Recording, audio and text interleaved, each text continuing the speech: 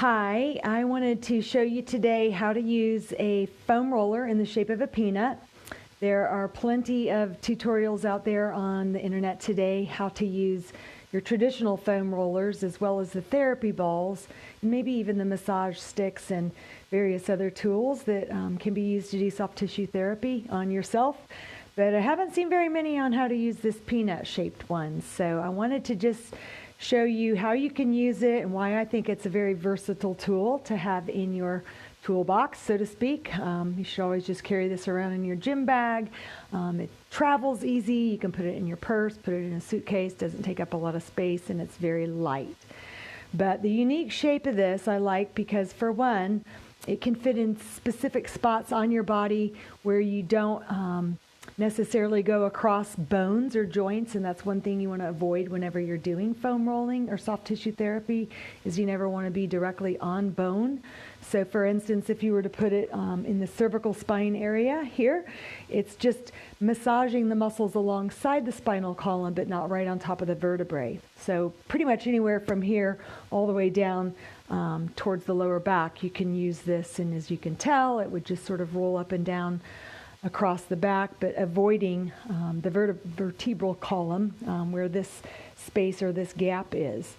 I like it for the calves because your calf muscle fits perfectly over it, and with a ball it's typically scooching out and you're having to kind of reposition it every so often. This stays in place. So let me just show you about 4 different ways that you can use this, and I think from that you will have a good enough idea on how you can use this. It's pretty much, it's not rocket science. It's very intuitive. Just like animals know how to scratch their back on fences and trees and such, we can figure out how to hit those tight spots on our body using this. So the general rule of thumb is you don't want to be feeling extreme pain. Although when you do find a point of tenderness in the body, that's usually indicating an area that needs to be addressed. So let's just start. I'm going to come down to the floor, and I want to start first with the calves. For me, this is an area that is especially tight.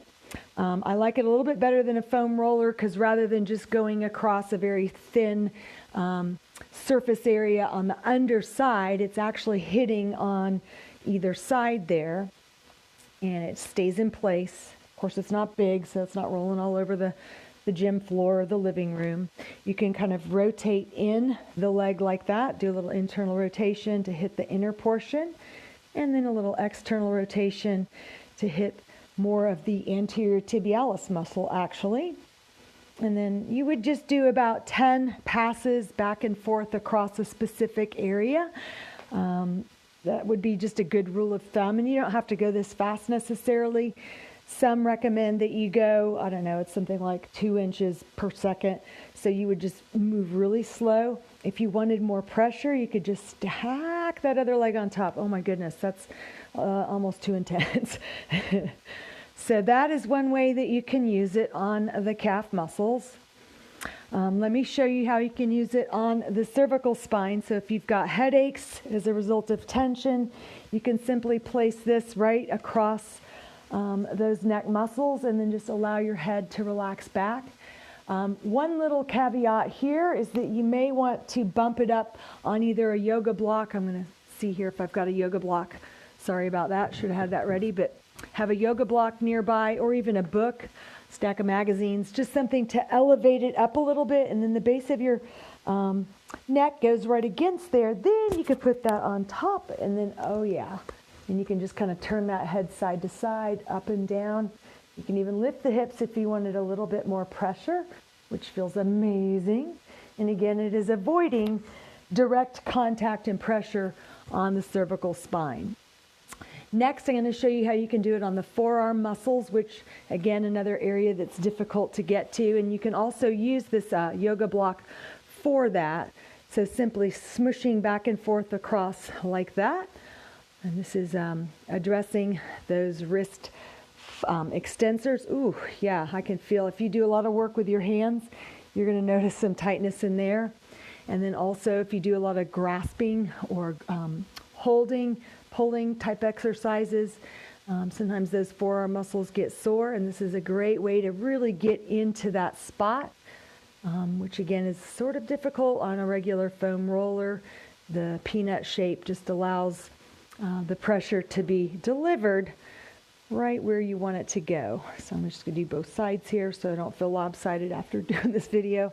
And we go back and forth this way.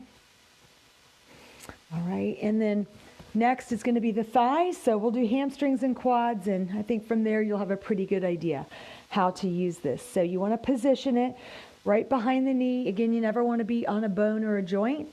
Lift yourself up and then just rolling back and forth across the hamstring muscles. And the way that ball just pushes up kind of into the inner and outer hamstring muscle group, it feels wonderful. And then same thing with the other side. And then I'll show you how to do the quads.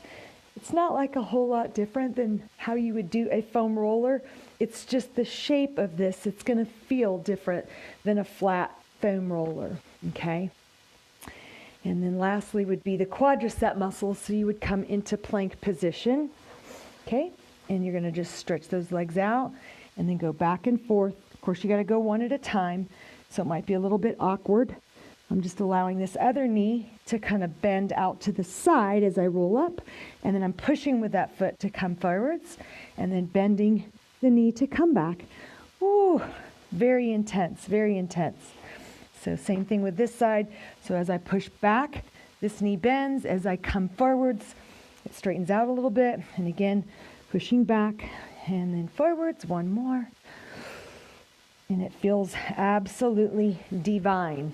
So again, the purpose of this is to address some of the knots, some of the tension, some of the soreness in your own body. We call it soft tissue therapy.